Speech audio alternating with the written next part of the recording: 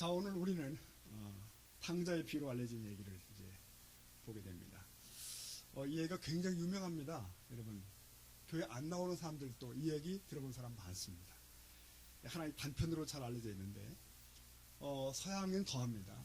많은 문학작품이 이 탕자의 비유와 연관되어 있다고 합니다. 예를 들면 셰익스피어의 그 베니스 상인이라는 거 있잖아요. 그 작품도 이 탕자의 비유와 연결되어 있습니다. 또 많은 작품들이 그렇다고 해요. 이 기록자 누가는 의사다운 섬세한 묘사를 합니다. 그래서 그는 다른 복음서보다 많은 예수님의 비유들을 그의 기록에 남겨놓고 있습니다. 예수님의 비유들 중에 가장 긴 비유가 뭘까 묻는다면 바로 이 비유입니다. 22절에 걸쳐서 긴 비유를 남겨주고 있습니다. 이 비유 안에 중요한 메시지들이 많이 담겨 있습니다. 슬픔, 기쁨, 충격, 환의, 절망, 많은 내용들이 여기 담겨 있어요. 여기 등장인물은 셋입니다. 탕자라 불리우는 둘째 아들, 그리고 맏아들, 그리고 아버지가 등장합니다. 우리가 이 탕자 얘기를 읽을 때 여러분, 저건 나야, 이렇게 생각하고 읽으셔야 된다는 거예요. 1인칭으로 읽는 건데 그럴 때 이 비유를 읽을 때 전율이 온다고 합니다. 여기 아버지는 우리를 기다리시는 하늘에 계신 하나님이십니다. 자, 예수님은 그 시대에 이 말씀을 던지셨습니다. 그러나 그 말씀은 거기서 끝난 것이 아니라 우리의 시대로 건너옵니다. 맏아들, 그는 교회 안의 사람들입니다. 밖으로 뛰쳐나간 둘째, 그러니까 탕자, 그는 어쩌면 교회 밖의 사람들입니다. 그래서 결국 우리는 둘 중에 하나예요. 다윗이 선자에게 지적을 받을 때 제가 바로 그 사람이었습니다 라고 했을 때 그에게 희망이 있었잖아요. 오늘 이 비유를 우리가 들으면서 또 보면서 그게 나야, 이렇게 읽을 수 있다면 우리에게는 놀라운 은혜가 있을 줄 믿습니다. 이 비유에서 자유할 자가 없습니다. 무관한 자 없습니다. 자, 비유가 주어진 배경을 보겠습니다. 예수님의 3년 반 생애가 거의 정말 끝나갈 즈음이라고 봐요. 누가복음 9장 51절 보면은 승천하실 기약이 차감해 예루살렘으로 올라가기로 결심하시다는 말씀이 나와요. 그리고 13장 가보면 이미 그래서 발걸음을 옮기기 시작했답니다. 즉 마무리 사역이죠. 그런데 가만히 주님의 가르침을 들여다보면은 그분의 가르침이 점점 농도가 강해집니다. 처음에는 부드러우셨는데 나중에 강해져서 급기야는 너희가 모든 걸 희생하고라도 천국을 잡아야 된다까지 선포를 하시는 거예요. 그리고 누가복음 15장에 도달하게 됩니다. 이 15장은 지난주에 말씀드린 것처럼 잃은 양의 비유가 있고 잃은 드라크마가 있고 그리고 오늘 잃은 아들의 비유가 있습니다. 무슨 뜻인지 아시겠죠? 잃은 자, 잃은 영혼에 대한 하나님의 마음, 초청, 기다리심, 갈급함, 그것이 나타나는 거죠. 중요한 것은 이 탕자의 비유가 마지막 초청이라는 겁니다. 이 비유 이후로는 초청에 관한 내용이 없습니다. 이 말은 주님이 기다리시면 한계가 있다, 그런 뜻입니다. 그렇다면 굉장히 긴장되게 우리가 들을 수가 있다는 그런 뜻이죠. 이 단편에 3인이 차례로 등장하는데 일단 탕자라 불리우는 둘째가 나오고 그 다음 아버지가 등장하시고 그리고 뜬금없이 맏아들이 등장합니다. 여러분, 이 탕자의 비유라는 이 비유 속에 탕자라는 단어가 있을까요? 없을까요? 힌트, 붕어빵 속에는 붕어가 없습니다. 이 탕자의 비유라는 말 속에는 탕자가 없습니다. 그런 탕자라는 말이 없어요. 그럼 어디서 그 말이 나왔나? 13절 읽다 보면은 그가 먼 나라에 가 생활할 때 거기서 허랑방탕하여 재산을 낭비했다, 그 말이 나오거든요. 허랑방탕. 아마 거기서 탕자가 나오지 않았을까 싶어집니다. 이 허랑방탕이라는 말은 원어에 들어가 보니까요, 골고루 분산시키다는 뜻이에요. 골고루 다 낭비하다, 그런 뜻입니다. 그러니까 골고루 돈을 쓸 때 다 썼다는 거예요. 마약도 하고 창녀도 계속 찾아가고 술독에도 빠져 살고 그 다음 사업도 하고 모든 정렬을 이 돈 가지고 할 수 있는 거 다 한 겁니다. 이 허랑방탕의 원어는 표면적으로는 그 낭비, 무절제인데요. 그런데 또 희한한 것은 깊이 들어가 보면 이 단어의 깊이 속에 음탕함의 기질이 거기에 있음, 그런 뜻이 담겨 있습니다. 이 기질 때문에 이 사람은 과도히 돈을 탐욕하고 허비해요. 그의 생각 자체가 탐욕적입니다. 그러니까 이 아들은 순간의 실수가 아니라 내내 그런 패턴으로 인생을 살아가는 사람이라는 뜻이에요. 오늘 무절제한 삶을 사는 이들의 전형입니다. 그는 그저 자, 육적인 본능에만 충실한 사람이에요. 자, 보겠습니다. 15장 11절 보니까 또 이르시되 어떤 사람에게 어떤 아버지에게 두 아들이 있는데 그 둘째가 아버지에게 말하되 같이 봅니다. 시작. 아버지여 재산 중에서 내게 돌아올 분깃을 내게 주소서 하는지라 아버지가 그 살렘을 까노. 네. 자, 여기서 발견하는 첫 번째 문제는 이겁니다. 이 아들의 도를 넘는 무례함. 그가 한 말, 아버지여 재산 중에서 내게 돌아올 분깃을 내놓으시오. 여러분, 이런 표현, 이런 말은요, 그 히브리인 사회에서는 상상할 수가 없다고 합니다. 그 사회는 특별히 부자 관계가 너무나 뚜렷하기 때문에 감히 있을 수가 없는 충격이죠. 어떻게 자식이 부친에게 그런 류의 말을 할 수 있을까? 예수님 당시 그 말을 듣는 청중들도 놀랐을 거예요. 저런 처죽을 놈이 있나? 그랬을 거예요. 다 있을 수 없는 얘기였습니다. 오늘 한국 사회는 종종 그런 일이 있지만 이쪽 사회에서 그렇게 불가능한 얘기입니다. 더구나 그 사회에는 확고한 상속법이 있습니다. 뭐냐면 장자는 무조건 유산의 3분의 2, 나머지 3분의 1은 차자 혹은 나머지 사람들. 그러니까 아들이 많으면 나머지는 3분의 1까지 나누는 거예요. 장자는 딱 3분의 2입니다. 그러니까 장자 우위주의 법이에요. 거기는. 이게 뚜렷한데 이 아들은 어쩌자고 이렇게 나오나. 더 중요한 것은 이 유산은 언제? 사후에 논하는 겁니다. 특히 그 사회는 그래요. 그러니까 살아계신 아버지 앞에서 유산을 얘기했다. 이건 완전히 패륜합니다. 네. 있을 수 없는 얘기였던 거예요. 근데 이 아들은 지금 뻔히 살아계신 아버지 앞에서 아버지를 마치 죽은 것처럼 취급하고 있다니까요. 이 아들의 기준은 아까 얘기한 대로 탐욕밖에 없습니다. 그는 이미 가출 전에 이미 탕자의 길을 걷고 있었다. 볼 수 있습니다. 그의 말이 얼마나 아버지를 아프게 했을까. 아버지 당신 죽은 거로 치고 지금 주시오. 이런 얘기거든요. 여러분 보십시오. 성경이 누구에게 이 말씀을 하시나 어쩌면 우리들의 이야기일 수 있다. 그 탕자 안에 나의 이야기가 있는 것입니다. 이 메시지 초점은 우리를 향한 것이에요. 그 망나니 같은 놈의 얼굴을 볼 때 우리 얼굴이 보이기 시작한 거예요. 하나님을 떠나 타협한 삶을 살았던 지난 날들, 세상의 어둠 속을 서성이던 과거의 자화상, 이게 다 거기에 있습니다. 아버지를 죽은 자 취급한다? 무슨 말인지 아시죠? 하나님이 없는 것 같이 여기며 산다는 뜻이죠. 우리가 그랬습니다. 내가 가진 것이 다 내 것이냐? 원래 내 것이었던 것처럼 살아가고 있고 살았다. 나의 집도, 나의 배움도, 나의 위치도 모든 게 내 것이냐? 그렇게 살아왔다. 그건 내 몫이야 라고 외치는 그 아들처럼 내 인생은 내 것이라고 외치며 사는 우리 모습들이 있는 거예요. 그 무례함은 죄인들의 공통점입니다. 죄인들은 다 그래요. 사람 앞에 무례하고 하나님 앞에 항자하고 아담적 본성이 그 안에 있는 것이죠. 이 무례는 죄로부터 나옵니다.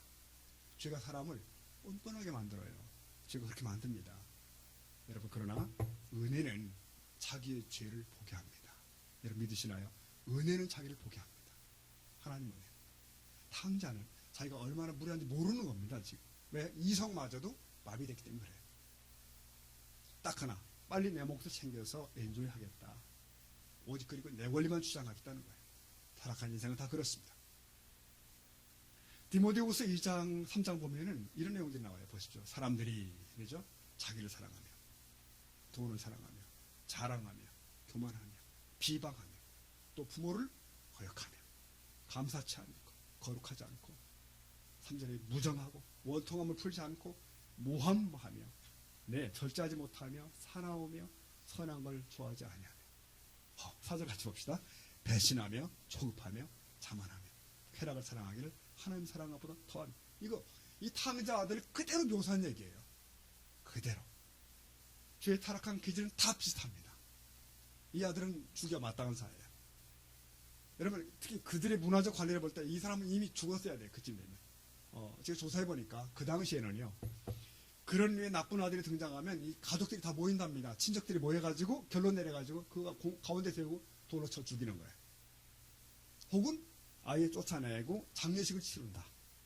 이렇게 관리가 되어 있는 사회입니다. 24절 읽다 보니까 훗날 그가 돌아왔을 때 그런 말이 아버지가 그런 말 하셔요. 이 내 아들은 죽었다가 살았으며 이런 표현이 있거든. 그것은 무슨 얘기예요? 어쩌면 마음속으로 이미 장례를 치렀을지 모르겠다. 이 아들. 여러분이 때로 그 중동에 관한 어떤 TV 보도 보면 뭐 가문의 명예를 뭐 어떻게 했다고 막 그 딸을 막 쳐 죽이고 뭐 이런 소문 요즘 들리잖아요. 가끔 중동 지방 특히 이 히브리 사회는 그래서 명예를 중시한 사회입니다. 부모의 명예, 가족의 명예를 더럽혔다? 그냥 있을 수 없는 거예요. 이 경우 그냥 죽어 마땅하다는 거예요. 이 아들이 지금 그런 자리에 가 있다는 걸 보셔야 됩니다. 근데 이 아들이 한 말 들어보세요. 내게 돌아올 분깃을 달라. 이 말은 잡배들에서 지은 용어였다는 거예요. 분깃이 원 의미가 이 사람이 말하는 분깃이 이런 뜻이었죠. 아버지가 가진 것 중에 내게 떨어질 몫을 달라. 그런 뜻이었다고. 내게 떨어질 몫. 그게 이제 여기 말하는 분깃이에요. 이게 과연 무엇을 의미하는가 들어보십시오. 이 히브리 사람들은 부동산을 매매를 원천적으로 원래 못합니다. 부동산은 하나님의 것이에요. 땅은 사람 것이 아닙니다. 원래 그 말이 원래 맞아요, 여러분. 사실은 사람 머물다 가고 머물다 가는 거죠. 그래서 이 사람들은 부득이 그걸 잡혔거나 남을 빌려줬거나 했다 하더라도 신년이 매 50년 신년이 되면 그 처분했던 땅이 원주인한테 원위치 됩니다. 무슨 말인지 아시겠죠? 다 돌아오는 거예요. 누구도 그걸 매매가 됐다고 말하지 않는 거예요. 대한민국 이런 일 벌어지면 얼마나 희한할까요, 여러분? 네. 그렇다면 이 아들이 말하고 있는 분깃이 뭐예요? 땅 아니지 않습니까? 부동산 아니에요. 그럼 뭐죠? 네, 부친이 가진 현금, 귀금속, 소장품 이런 것들일 겁니다. 그러니까 아버지가 품에 안고 있는 그것들을 달라는 거예요, 지금. 가수로 나쁜 놈이죠, 이거. 근데 이 스토리 가운데 모친이 등장하지 않는다. 네. 어머니 등장 안 하시죠? 여러분 생각해 보세요. 한 집안의 아들이 막 집을 가출하고 돌아오고 막 이런 난리가 벌어진다 한다면 그 얘기 가운데 누가 가장 처연하게 등장할까요? 엄마죠, 당연히. 어머니가 있어야 되는 거예요. 이 얘기는. 가정이 그런 거 아닙니까? 근데 이 이야기 가운데는 이 가정에는 모친이 부재합니다. 그 이유가 뭘까요? 상식적으로 보시면 어머니는 안 계신 거예요. 그러니까 돌아가신 거예요. 그러면 아내를 잃은 아버지가 여기 있다고 봐야 됩니다. 그러니까 아내도 잃고 마음 상하고 두 아들 바라보기는 아버지는 외로운 무친이에요. 이 철부지는 그 눈물을 알 턱이 없는 겁니다. 그저 내 몫을 달라는 것 외에는 없는 거예요. 그러면 그 말은 내 몫 가운데는 모친이 남긴 아마 그런 그 뭐라고 할까요? 유품도 있겠죠. 네. 이 아들은 상관이 없습니다. 그저 빨리 현금화 시키고 내가 쓸 걸 챙기겠다는 뜻이거든요. 12절 말씀 한번 보시면 그 둘째가 아버지가 말하되 아버지여 재산 중에서 내게 돌아올 분깃을 내게 주소서 하는지라. 그 다음 읽어보십시오. 아버지가 그 살림을 이 부분을 잘 보셔야 됩니다. 아버지는 아들의 말에 따라서 살림을 나눠 주셨구나. 이게 어떻게 가능하냐 이거예요. 상상할 수 없습니다. 한 푼도 줄 수 없고 이런 경우 뺨을 쳐서 내쫓아야 되는 건데 왜 아버지는 그랬을까? 왜 아버지는 그 페루나 같은 아들에게 주었을까? 이게 아버지의 마음입니다. 그것도 잘 보세요. 각각 나누어 주었다니. 무슨 말이죠? 형한테 줬다는 거예요. 맏아들한테도 주고 동생에도 주고. 아니 형은 달라고도 안 했는데. 그러니까 이 아버지는 당시에 페루나를 다루는 법을 따르지 않았으며 아들을 축출하지 않았고 장식을 치는 것도 안 해요. 해결하기 위해서 두 아들 함께 불러서 살림을 나눠줬다. 이렇게 했습니다. 왜 이렇게 했을까? 왜? 아버지는 그 아들의 회복을 기다렸다고 볼 수 있습니다. 즉 아버지는 아들의 명예를 보존하기 위해서 뭔가 길을 남겨주는 방법을 취한 겁니다. 예컨대 이 일들이 결국 새어나가는 것인데 당연히 나가는 것인데 그때 아버지 이렇게 말할 수 있을 거예요. 내가 좀 늙어서 두 아들에게 미리 상속을 했을 뿐이라고. 두 아들에게 맏아들 둘째를 줬다. 이런 준비가 아닐까. 무마죠. 그러니까. 이 나쁜 놈이 뭐길래 아버지가 그렇게 할까. 그리고 이 아들은 그 부친의 마음을 알까. 이런 생각을 하게 됩니다. 그저 분깃을 요구하고 내 몫을 하려고 그러는데 여기서 부친이 주신 것은 몫이 아니고 살림입니다. 본문을 잘 보십시오. 살림을 주었다. 살림은 생계예요. 몫과 생계는 다르죠. 어쩌면 다 챙겨서 주신 것 같아요. 아버지는 얼마나 더 모욕을 당해야 될까? 이 상황에서 언제까지 참으실 것일까? 여러분, 이것이 어쩌면 예수님이 알려주신 하나님 아버지의 마음일 수 있다고 여겨집니다. 네, 타락한 아담을 이렇게 보낼 때의 그 찢긴 심정, 그것, 그리고 그 후손들의 죄악 속으로 다 달려갈 때 그들을 바라보시는 하나님의 마음, 이것을 독생하신 하나님 예수님은 그 마음을 얘기를 많이 하셨습니다. 요한복음 1장 11절 보면은 그가 자기 땅에 오매 자기 백성 영접지 않았다. 예수님 얘기예요. 예수님 이 땅은 가족일 수 있습니다. 그가 자기 가족이 오매 자기 가족이 영접지 않았다. 이 사람들이 한 일입니다. 여러분, 우리 포함해서 우리 모두가 항상 아버지를 무례히 대합니다. 특히 하나님 아버지, 그가 지으신 세상에 살면서도 여전히 모든 게 내 몫이라고 외칩니다. 아버지는 돌아가신 존재예요. 그 아버지는 창세 이후로 눈물입니다. 그러나 아버지는 그 아들을 공개적으로 내쫓지 않으셨습니다. 그죠? 행여 돌아올 수 있는 여지를 남기셔요. 페르나로 알려지면 못 옵니다. 동리에 들어올 수가 없습니다. 끝납니다. 그러나 다시 올 길을 열어두십니다. 그게 여기서 아버지의 방법이었다 봅니다. 자, 베드로 3장 9절 말씀 보면 하나님의 마음을 이렇게 알려줍니다. 주의 약속은 어떤 이들이 더디다고 생각하는 것 같이 더딘 것이 아니라 그러셨고요. 다 같이 봅니다. 시작. 오직 주께서는 너희를 대하여 오래 참으사 아무도 멸망치 아니하고 다 회개하게 원하시느니라. 아멘. 그게 아버지 마음이셨다. 하나님 마음이다. 반면에 이 아들은 아버지로부터 받은 것들을 다 현금화 시켜버립니다. 그것은 아버지 살림들이었고 아버지 손때 묻은 것이 어머니 유품일 수도 있습니다. 그러나 그것이 아무 의미가 없어요. 이 사람에게. 단 며칠 만에 재산을 정리합니다. 그의 죄가, 탐욕이 이성을 마비시킨 거죠. 판단을. 그는 아버지 집을 떠납니다. 그리고 먼 나라로 갑니다. 먼 나라로 떠납니다. 여러분, 그렇게 떠나요. 탐욕의 죄성, 그것이 그를 덮고 있었고, 그는 마음이 급했고 정상적 사고가 안 되는 상태입니다. 아버지 병에 신경 쓸 거 없는 거예요. 아파할 이유도 없다 이거예요. 내가 선택한 것이 옳다. 늘 죄는 그렇게 생각합니다. 내 판단이 옳다. 그는 아버지로부터 받은 걸 다 팔아서 돈으로 만들었고 자기가 생각했던 자유의 길을 향해 떠나는 거예요. 이걸 얻었으니까 됐다. 부친의 마음에 뭔 상관이야. 간섭도 싫어. 이 답답한 히브리 사회도 싫고 마음대로 할 수 있는 세상으로 가자. 이국 땅으로 갑니다. 그는 타락의 도시를 향해서 돈 보따리를 들고, 저기 돈 보따리 들었죠? 돈 보따리를 들고 갑니다. 자, 여기서 우리는 그를 보내는 부친을 생각합니다. 떠나 보내는 부친은 그의 뒷모습을 바라보고 계실 거예요. 묵묵히. 그 장면을 생각하면서 우리는 요한복음 13장을 떠올릴 수 있습니다. 13장 보면은 이 배신을 준비하던 유다의 모습이 나오는데 그가 그 끄트머리 이렇게 나와요. 그가 나가니 밤이라라. 그런 얘기 나와요. 뭐냐면 그때 이제 예수님은 그 뒷모습을 바라보고 계셨겠죠. 안타깝게. 그 만찬이 밤에 예수님께서 그런 말씀하셨어요. 만찬 드시면서 너희 중 하나가 나를 배신할 거야. 내가 떡을 주는 자가 나를 배신할 거야. 근데 유다는 아무 생각이 없는 겁니다. 왜? 음모에 가득 찼기 때문에 안 들려. 근데 주님이 갑자기 떡을 주시는 거예요. 그 떡을 받아 먹고 밖으로 나갑니다. 배신이 밤으로 나가죠. 그때 그 마지막 장면이 그게 쓰기를 요한이 이렇게 썼습니다.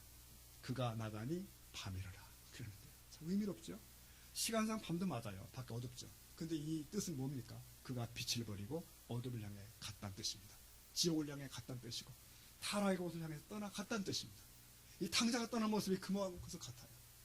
먼 나라로 그가 떠나갔습니다. 아버지의 눈물을 뒤로 하고. 자, 13절 보겠습니다. 보세요. 그 후 며칠이 안 돼요. 둘째 아들이. 그러니까 재산 받고 나서 바로 둘째 아들이 재산을 다 모아가지고, 재물을 다 모아가지고 먼 나라로 간 겁니다. 그가 얻은 자유라고 하는 이름. 네. 그게 자유. 그게 사실은 결국은 또 하나의 노예일 수 있다는 것. 본능의 노예이고 궁극적으로 초라한 모습으로 가는 것인데. 근데 그는 아버지 집에서 도망치길 원했습니다. 그건 속박으로 얘기했어요. 속박. 아버지 곁에 있다고 하는 거, 아버지 말씀을 들어야 한다는 거, 아버지 집에 머문다는 것은 속박이라고 생각했던 겁니다. 사람은 하나님에게 매이지 않기 원합니다. 많은 사람들이. 결국 인간은 그렇게 되면 죄에 매이게 됩니다. 마귀의 종이 되죠. 그런데도 타락한 인생들은 간섭받기를 마다합니다. 그리고 하고 싶은 대로 하길 원하고 죄의 본능에 따라 가길 원합니다. 여러분, 우린 이미 압니다. 여러분, 진정한 자유는 아버지의 집에 있습니다. 믿으십니까, 여러분? 하나님의 말씀에 구속되는 것이 자유입니다. 그 안에 있을 때 생명이 있기 때문에 그래요. 이 아들은 그 반대로 갑니다. 자유와 방종을 추구했던 이 아들의 모습을 우리 계속 보겠습니다. 14절 같이 보죠. 다 없앤 후에 그 나라에 크게 흉년이 들어 그가 그래서 궁핍했다. 여러분, 참 짧은 단어죠. 다 없앤 후. 그가 가졌던 모든 그 재물들, 돈들을 다 없애는데 시간이 필요치 않았습니다. 수중에 돈이 바닥이 난 거죠. 재산을 흩뿌려버렸습니다. 바람에 날리듯 쭉쭉이 날리듯 다 날아갔어요. 하고 싶은 대로 살았으면 누가 간섭할 것인가?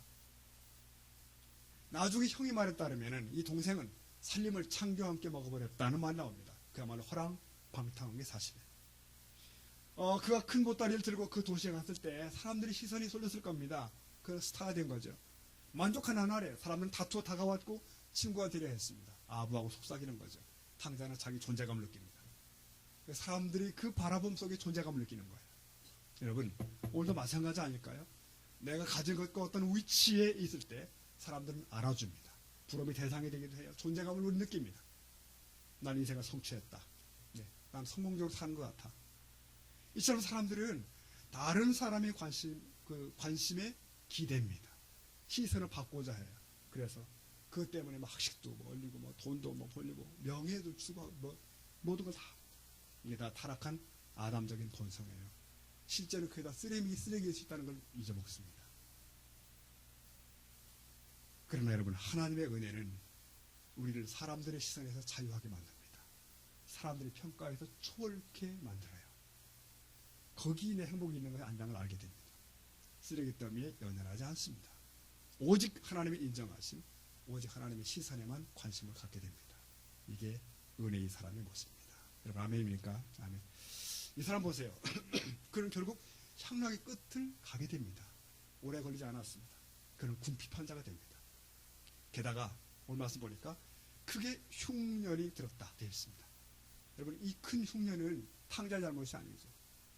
다 없앤 건 자기 잘못인데 큰 흉년은 탕자의 잘못이 아닙니다. 그것은 인생이기 때문에 그렇습니다. 흉년과 풍년은 변화무쌍한 인생에 언제나 등장하는 것입니다. 어제는 햇볕이었고 오늘은 비가 오는 것입니다. 어제 우는 자는 오늘 웃을 수 있습니다. 오늘 우는 자도 내일 울 수가 있는 것입니다. 이게 인생이거든요. 흉년이 실감이 나시는 어른들도 계시겠고요. 우리나라도 농촌에 40, 50년 전만 해도 대부분이 천수답이었습니다. 천수답.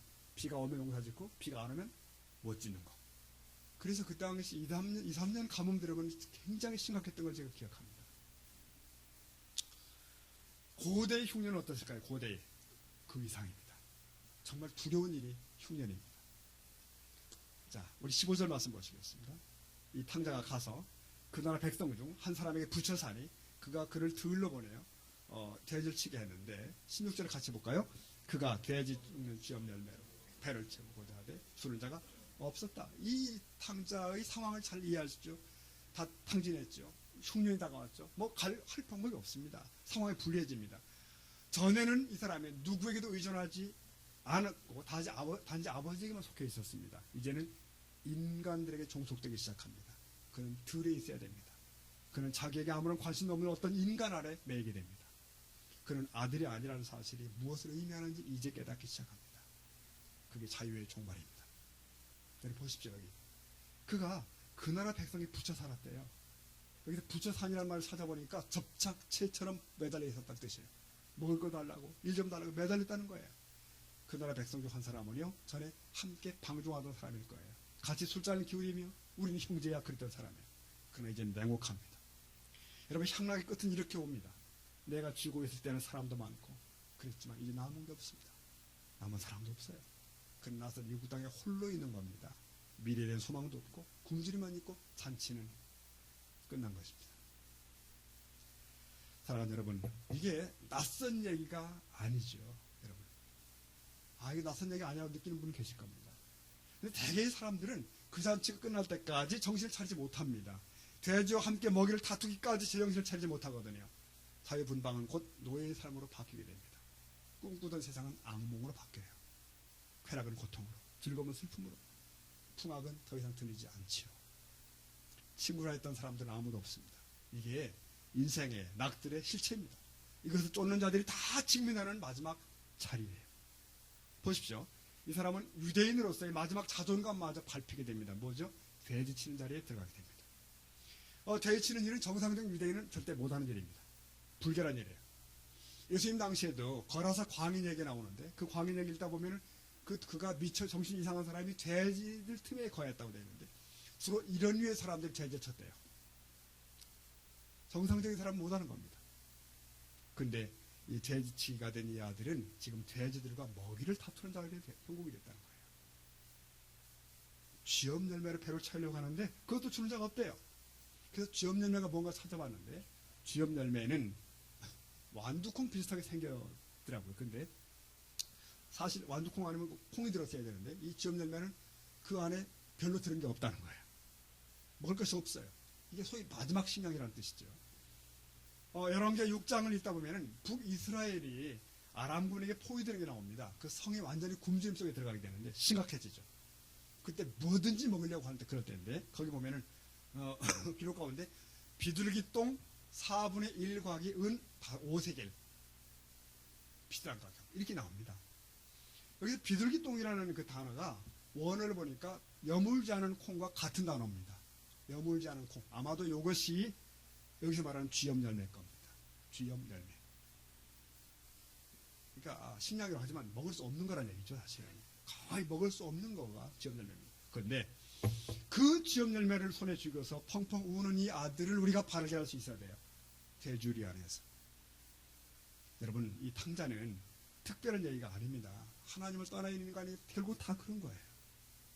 그가 지금 좋은 아파트 산다 할지라도 그가 고급 주택에 머물고 있다 할지라도 결국은 어쩌면 돼지들과 함께 여물통에 얼굴 티밀고 있는 형국과 같은 거예요. 사람은 자기 실체를 모릅니다. 우리가 얼마나 타락하고 얼마나 변질되어 있고 얼마나 원래의 존귀한 자리에서 떨어져 있는지를 모르는 거예요. 왜? 이성도 함께 마비되어 있기 때문에 그렇습니다. 에베소 2장 3절 보세요. 전에는 우리도 다 그들 가운데서 우리 육체 욕심을 따라 지내며 육체와 마음이 원하는 것을 하여 다른 이들과 같이 본질상 진노의 자녀였다. 탕자처럼. 우리는 방종과 방탕의 죄, 심판에 대해 생각한 적이 별로 없다. 여러분 혹시 이 말씀 듣는 중 우리 중에도 그 파티 중에 계신 분이 있는지 모르겠어요. 아직 인생에서 뭔가를 더 추구할 것이 있다. 거기 답이 있을 거다 생각하는 분이 있다면 그런 사람입니다. 어쩌면 우리 중에 누구는 막이 내리는 분도 있을 수 있어요. 그건 아닌 것 같다. 탕자가 이처럼 처참한 결말을 맺었는데 여러분 이 탕자의 경우에 있어서는요 차라리 그것이 은혜입니다. 결과를 보니까 그래요. 왜? 그때 거기서 그는 정신이 나거든요. 죄정신. 15장 17절 보면 보십시오. 이에 스스로 돌이켜 이르되 내 아버지에게는 양식이 풍족한 품꾼이 얼마나 많은가. 난 여기서 죽는구나. 18절 내가 일어나 아버지께 가서 이르기를 아버지 내가 하늘과 아버지께 죄를 지었사오니 지금부터는 아버지 아들이라 일컬음 못하겠습니다. 품꾼으로 여기십시오. 이런 얘기. 자 여기서 그 아들은 스스로 돌이켜라고 나옵니다. 그제야 제정신이 들었다는 얘기고요. 그는 비로소 자신에게로 돌아왔다는 뜻입니다. 여러분 죄 속의 인생은 자기를 모르지요. 자기가 어디 있는지. 여러분 세상에서 가장 만나기 힘든 존재가 누군지 아십니까? 결혼 상대자가 아니에요. 멀리 있는 이웃이 아닙니다. 누굴까요? 자신이랍니다. 자기 자신. 탕자는 이제 자신을 만나기 시작하는 거죠. 여기 직역해보면 자기 속으로 돌아오다. 그런 얘기입니다. 탕자가 돼지우리 충격 속에서 자기 속으로 돌아오다. 그는 던져진 굶주림과 고독과 배신과 처절함 그 밑바닥에서 정신이 나는 거예요. 그게 은혜였습니다. 은혜. 여러분 이것처럼 이 심각한 경우를 만나서 이 은혜를 만나는 자들이 굉장히 우리 주위에 많습니다. 내 편안함과 길들여진 일상, 내가 당연한 줄 알고 누리는 모든 것들 그게 정상이 아니었다. 그걸 깨닫게 되고 그게 흔들리게 되고 그게 뒤집힐 때 스스로 돌이키는 일이 발생해요. 자기를 보게 됩니다. 세상에 이런 사람들 많고요. 아직도 거기 있는 사람도 많고 교회 안에도 있을 수도 있고요. 뭐 돼지우리 안에 머물고 있기도 하고 그럼에도 항상 자기는 옳고 이성적으로 생각하게 되고 돌이켜보니까 제정신이 아니었다. 난 늘 남의 허물만 지적했는데 다시 보니까 그게 아니었다. 여러분 죄는 이성을 마비시키고 창조주를 반역하게 만들고 그렇습니다. 저는 원하기는 여기는 우리 모두가 그 자리를 과감히 벗어난 자들 그리고 벗어날 결단하는 우리가 될 수 있기를 축복합니다. 이 처절한 계약 속에서 맨 먼저 탕자가 떠올리는 게 뭔지 아십니까? 아버지예요. 이성이 돌아오면 아버지와의 관계를 기억하게 됩니다. 원래 인간이 그렇게 되어 있어요. 그가 회개하게 된 동기는 펴고 표명했지만 그가 되돌아가기를 원했던 것은 아버지입니다. 아버지 집. 아버지에게로의 길은 자기 교만과 화람방탕한 삶에 대한 돌이킴의 길입니다. 그리고 앞으로의 자신을 아버지의 처분에 전적으로 맡기는 새로운 길을 의미합니다. 죄의 각성. 나를 품꾼으로 보십시오. 이 아들은 자기 떠나기 직전에 했던 모든 무례한 언행들을 기억하기 시작해요. 내가 무슨 짓을 한 거야? 내가 내던진 수많은 말들, 분깃을 달라고 고함질렀던 무례함, 그뿐인가 그 후로 그가 순간적으로 누렸던 거짓된 낙들. 이게 인생 사는 재미야 그렇게 말했던 허망한 순간들이 다 보이는 거예요. 드라마처럼. 오늘 말씀이 이렇게 맺을 것 같습니다. 여러분 여기서 하나님의 은혜를 우리 보게 되는데 인생살이의 어떤 그런 낙의 커튼이 내려짐으로써 거기서 끝나는 게 아니었다는 것이죠. 하나님의 진정한 얘기는 거기서 시작이 됩니다. 나는 아버지께로 가리라. 아버지여 저를 종으로 여겨주십시오. 그는 비싼 교육료를 지불한 거죠. 그리고 새 나라, 그 나라가 새로 열리는 그런 순간을 맞이하게 됩니다. 여러분, 그래서 우리는 가능한 한 빨리 세상이 보장하는 인생에 대해서 환멸을 느낄 수가 있어야 됩니다. 갑자기 빨리. 돈의 공허함, 친구들에 대한 환멸, 사람에 대한 실망, 더 아픈 어떤 것들, 그런 것들, 거기서 탕자는 두 발로 일어선 겁니다. 가자, 아버지께로. 그리고 집으로 가자. 여러분, 돼지염을 통해서 건진 쥐염 열매는 그래서 이 사람의 경우는 생명을 다시 갈급하게 하는 양식이 됩니다. 그걸 먹어본 자가 울 수 있는 것이죠. 두 다리 힘주고 아버지를 향해 설 수가 있습니다. 사랑하는 성도 여러분, 꼭 기억하십시다. 눈물, 고통, 실망, 이 모든 것들을 통해 내가 만든 인생의 막을 사실 내려야 됩니다. 내려야 됩니다. 그래야 이막에 들어갈 수 있습니다. 이제 우리 다음 시간에는 탕자의 이막, 어쩌면 우리 인생의 이막을 다시 생각하게 되는 시간이 될 것 같습니다. 저와 여러분이 묵은 애를 보냈듯이 묵은 그런 날들에 대한 모든 기대를 버리고 이제는 이막을 준비하고 그 길 향해 떠나는 우리가 될 수 있기를 축원합니다. 네, 기도하시겠습니다.